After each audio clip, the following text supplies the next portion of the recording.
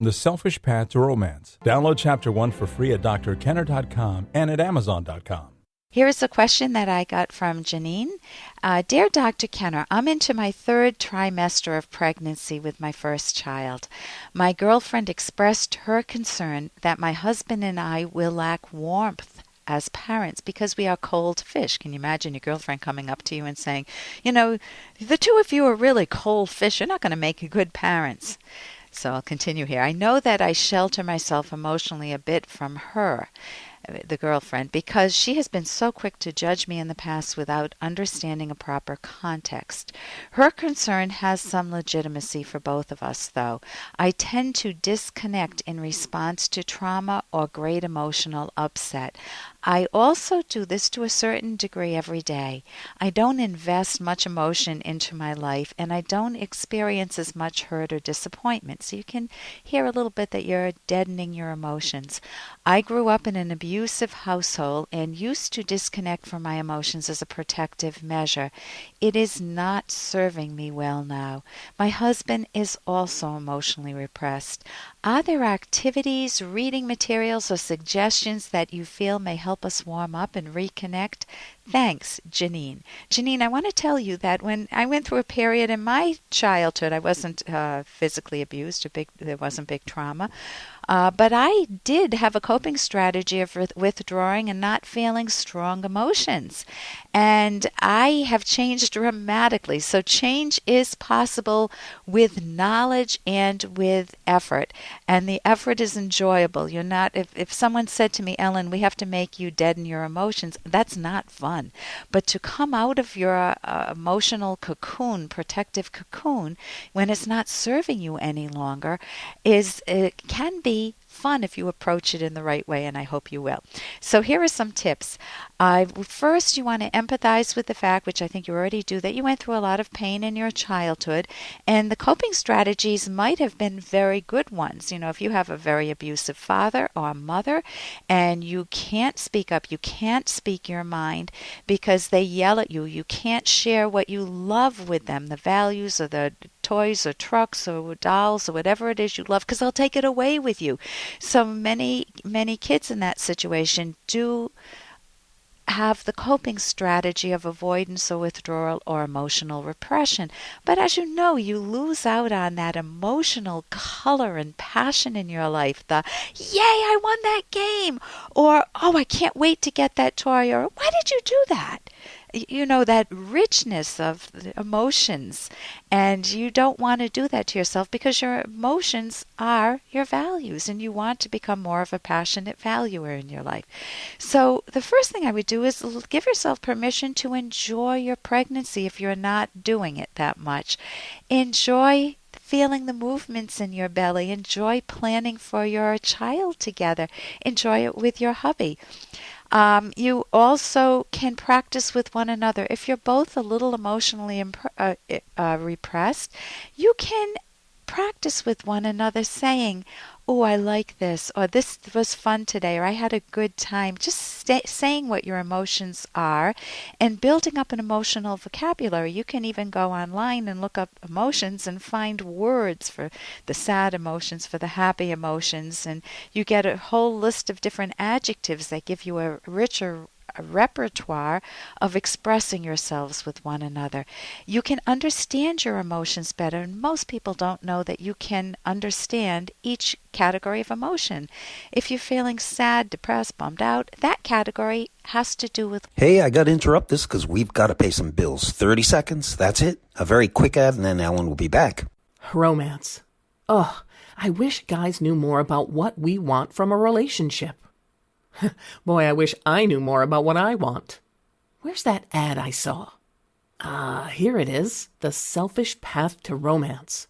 A serious romance guidebook. Download Chapter 1 for free at selfishromance.com and buy it at amazon.com. The Selfish Path to Romance. That is interesting. If you're feeling sad, depressed, bummed out, that category has to do with loss of something that you find is important. loss of a job, loss of a loved one, loss of a feeling of self-respect or self-esteem. Happiness is the opposite. You've achieved something you've valued. Anger is the feeling that comes from feeling something's not fair. Anxiety comes from either self-doubt or uncertainty. So you can learn cognitive therapy skills that will give you much more enjoyment in your life because you'll understand yourself. You can also learn assertiveness skills, how to express emotions safely. Instead of saying, you jerk, you idiot, you're a fool, you can learn to say, I was hurt by that comment, or I'm really puzzled by what you did. I'm talking about myself, my response, how I feel.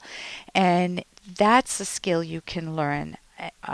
They're called assertiveness skills, or I language, meaning the pronoun I. I feel, I expect, I would like, I hear. I mentioned earlier about becoming a passionate valuer, Janine.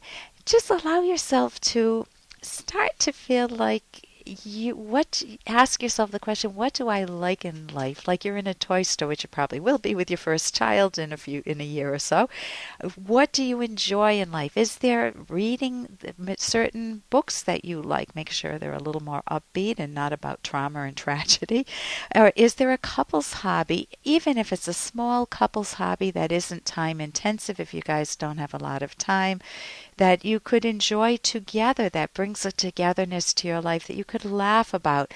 Maybe you could watch some movies, some soul food, I think of it as Singing in the Rain, if you haven't seen that, an older movie, or some newer ones that are, even Beauty and the Beast, a Disney movie, is a lot of fun. You can read books with heroes and heroines. My favorite are Atlas Shrugged and The Fountainhead, and there are wonderful heroes and heroines in Atlas Shrugged.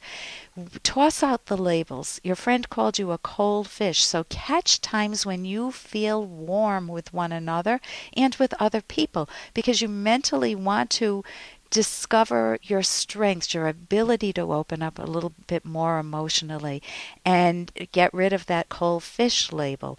And with motivation, you're not going to change overnight. So just give yourself a little coaching like you would your best friend and just say, I want to become a little warmer today. I want to be able to express a little bit how I feel. A little bit. Those words, a little bit or a tad, help us move into action rather than I have to change overnight.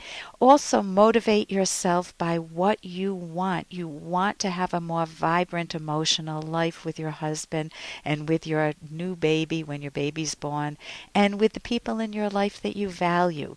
And you want to be able to enjoy hobbies and maybe your career.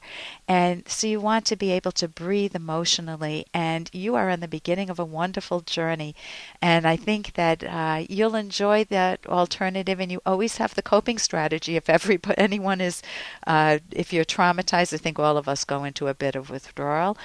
So don't beat yourself up if you occasionally feel that, and you build the skills to really breathe emotionally for yourself, Janine. For more Dr. Kenner podcast, go to drkenner.com and please listen to this ad.